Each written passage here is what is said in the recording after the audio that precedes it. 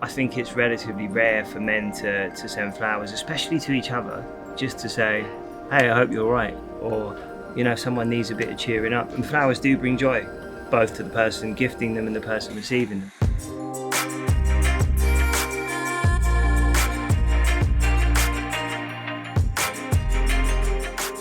The purpose of today, me coming to the Urban Flower Company, was really to remove any stigma or taboo around men either sending or accepting flowers.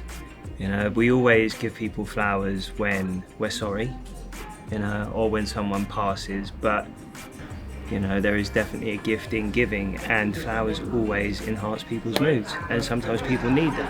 And you know, I think we need to get away from the gender stereotypes that we apply to so many things, flowers being just one of them.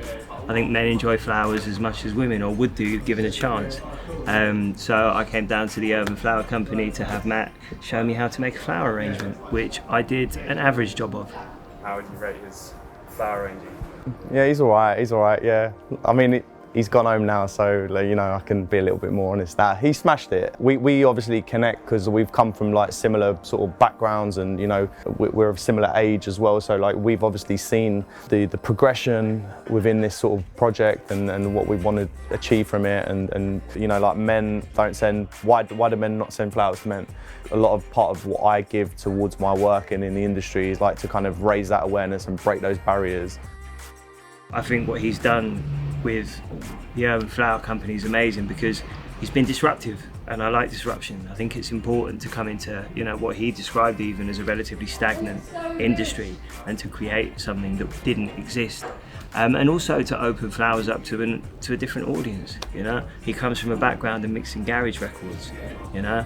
And I think the reason that we were able to be so open in our conversation is because there are some parallels in our paths and the journeys that we took. And also just in, I guess, the sensitivities in what both of us do, both in me and what I talk about in my songs, and Matt and his connection to the process of what he does, and the intimacy between him and his customers, the conversations they have. I think we're probably both quite used to talking about things that sometimes people would all too often avoid talking about, and they're normally the things which need to be spoken about most.